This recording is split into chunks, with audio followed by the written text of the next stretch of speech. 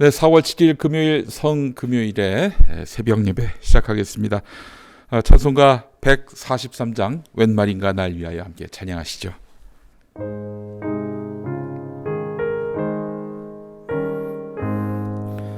웬 말인가 날 위하여 주 돌아가셨나.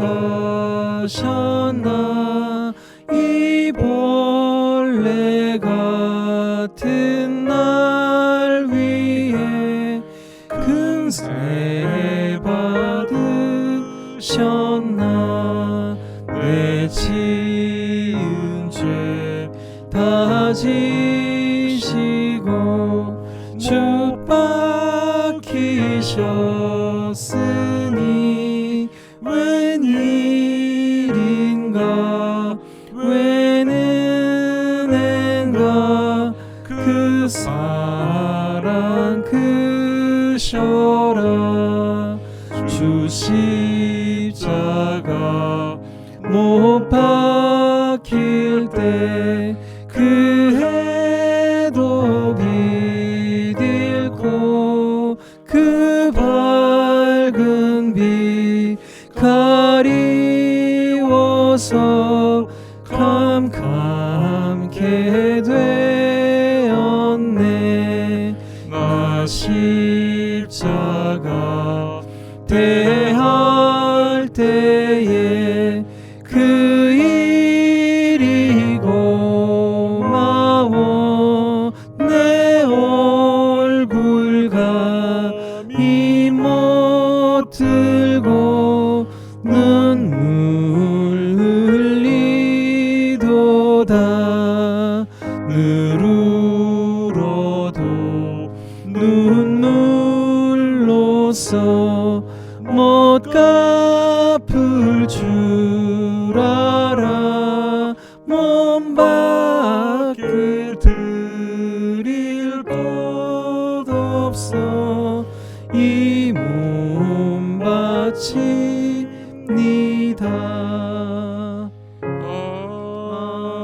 아멘. 네, 오늘 새벽 예배는 히브리서 10장 12절에서 23절까지 말씀을 본문으로 함께 은혜 나누겠습니다.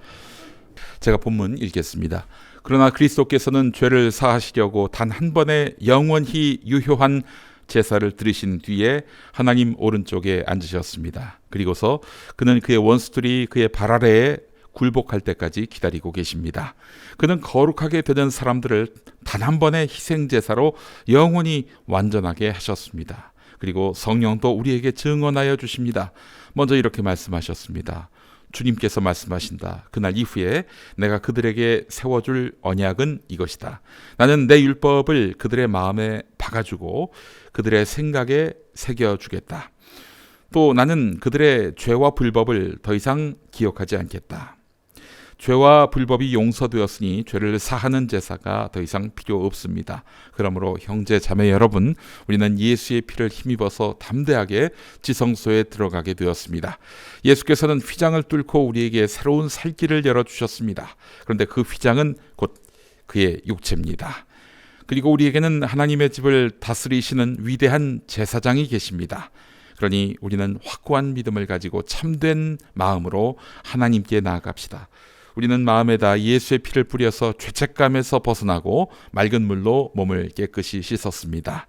또 우리에게 약속하신 분은 신실하시니 우리는 흔들리지 말고 우리가 고백하는 그 소망을 굳게 지킵시다. 아멘. 오늘은 예수님이 십자가에 달려 돌아가신 날을 기념하는 성금요일입니다. 여러분, 이날에 많은 교회가 금식하라고 하잖아요. 예수님 고난에 조금이라도 동참하라는 취지입니다.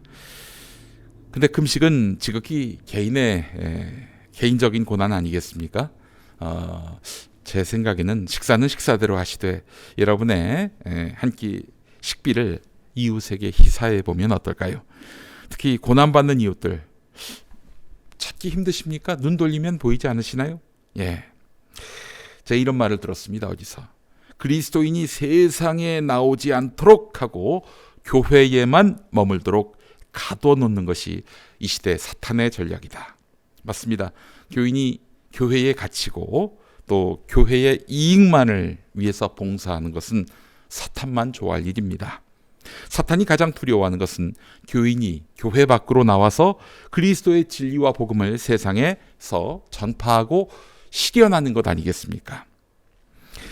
예수님은 십자가에 달려 돌아가시면서 더 이상 이스라엘만의, 유대만의 하나님이 아니라 온 인류의, 온 우주의 주님임을 선포하신 것입니다. 그렇다면 우리가 교회에서, 골방에서 갇혀 있을 수는 없는 것입니다. 그것은 예수 그리스도를 왜곡하는 것이죠. 자, 오늘 우리가 본 성서는 히브리서입니다. 누차전은 히브리서가 예수 신앙을 가졌지만 엄청난 박해와 공작 때문에 신앙을 포기하려는 사람들을 위해 쓰였다라고 설명드렸습니다. 이 사람들 신앙을 포기하면은 어떻게 할까요? 예수를 믿었다가 엄청난 박해 때문에 예수 신앙을 포기한 사람들 앞으로 어떻게 한다는 것일까? 아마 옛날 유대교 신앙으로 돌아가려고 하는 것은 아닐까 하는 생각이 듭니다. 그러니까 주 예수 그리스도를 믿는 믿음을 포기하기로 하는 것이죠. 지금이야 아니 뭐 그렇게까지 개종을 할 필요가 있겠는가라고 생각할 수 있는데, 아니 기껏 예수를 믿기로 해놓고는 예수를 지우려 하다니 이렇게 생각할 수도 있는데, 근데 말이죠, 여러 현실적인 이유, 대표적으로 예수 믿는 신앙을 포기하지 않으면 정치범으로 몰려서, 반란범으로 몰려서 고난을 당할 처지에 놓인다면은 우리가 그들의 입장을 조금은 이해할 수 있지 않을까 하는 생각이 듭니다. 동의는 안 돼도 말이죠. 히브리서 저자는 이런 사람들을 말리는 것입니다. 말리고 있는 거예요. 그 핵심이 바로 오늘 말씀에 있는 겁니다. 너희가 유대교로 돌아간다면은 이제 앞으로 다시 죄를 씻기 위해서는 제사를 드려야 하는데, 그러나 우리 예수 믿는 사람들은 예수 그리스도가 오셔서 십자가에 달려 돌아가심으로써 본인 자신이 희생 제물이 되신 것이기에 우리는 영원한 속죄를 받은 인생이 된 것이다. 진정한 속죄를 받은 인생이 되는 것이다. 그런데 다시 유대교로 돌아간다고? 계속 분기마다, 시절마다 제사를 드림으로써 회개를 해야 되는 그 삶으로 돌아간다고? 그게 합당한 것인가? 이렇게 묻고 있는 것입니다. 여러분, 희생양 이론이라고 들어보셨습니까? 프랑스 철학자 르네 지라르의 주장인데요. 희생양 메커니즘은 위기에 처한 공동체를 구원하고 폭력의 악순환을 중단시키는 효과적인 도구로 인식되어 왔단 말이죠. 희생양 이론이 좀 복잡하긴 한데 쉽게 한번 설명해 보겠습니다. 외환 위기가 닥쳐왔습니다. 어떤 회사가 있었습니다. 굴지의 기업인데 각 부서마다 한 명씩 잘라버리라고 CEO가 명령을 내려요. 자, 어떤 일이 벌어졌을까요? 지금 어려운 시기에 절대 이 직장에서 잘리면 안 될 상황인데, 근데 지금 우리 부서에서 하면 잘려 나가야 돼요. 이때부터 이 사무실이 완전히 지옥이 돼버립니다. 전쟁터가 돼버려요. 자기가 안 잘리려고 누군가를 막 비난하는 거예요. 저놈이 나쁜 놈이다. 저놈이 회사를 말아먹을 놈이다. 이 위기의 시대에 저놈부터 정리해야 된다. 막 서로 그냥 사냥감으로 삼은 것이죠. 그래서 끝내 한 명이 잘리면요, 누가 잘렸나 한번 살펴봤대요. 봤더니 정말 법 없이도 살만한 착한 사람들이었다고 합니다.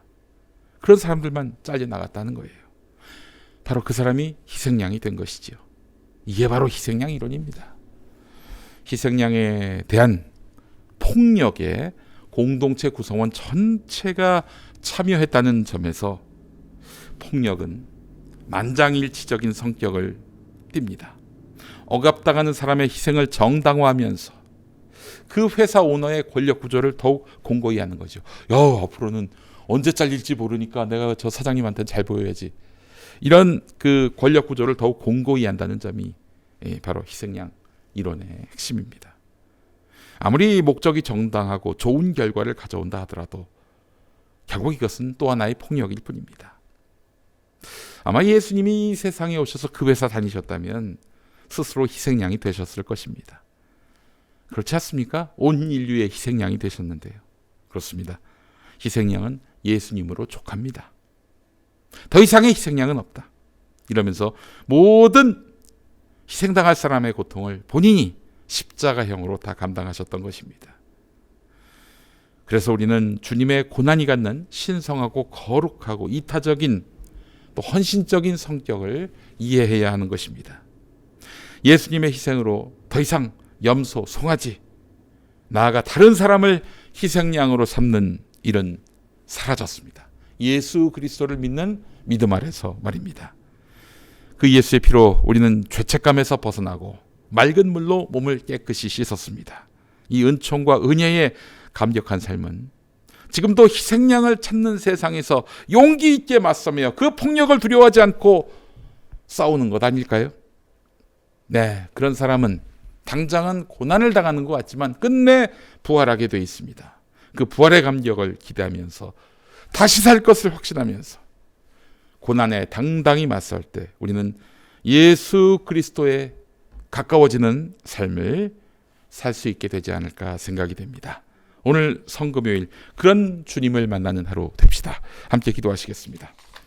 사랑과 선행으로 서로를 격려하기를 바라시는 하나님, 역사의 변혁과 개혁신앙의 길을 걸었던 믿음의 선진을 본받도록 인도하옵소서. 오늘은 예수 그리스도께서 우리의 죄를 대신 사하시기 위해서 스스로 십자가 고난의 길을 걸으셨던 성금요일입니다. 주님의 고난에 내가 일치되는 삶을 살게 하옵소서. 그래서 하나님의 집 공동체에 모인 우리가 십자가 은혜를 체험하고 부활신앙으로 중무장해서 믿음의 주요 온전히 하시는 예수 그리스도를 바라보고 전진하게 하옵소서. 오늘은 죽으시지만 모레에 부활하실 예수 그리스도의 이름으로 기도합니다. 아멘.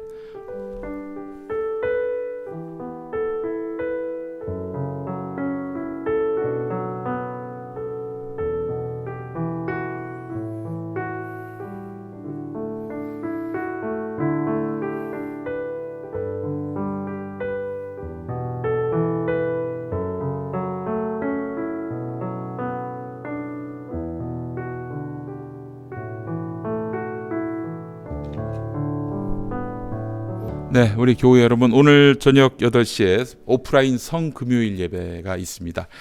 벙커원교회 예배당에 함께 모여서 예수 그리스도의 고난의 의미를 다시 한번 되새기는 시간 갖도록 하겠습니다. 오늘 저녁 8시, 4월 7일 금요일 저녁 8시 벙커원교회 예배당에서 함께 하도록 하죠. 네, 오늘 밤에 뵙겠습니다. 감사합니다.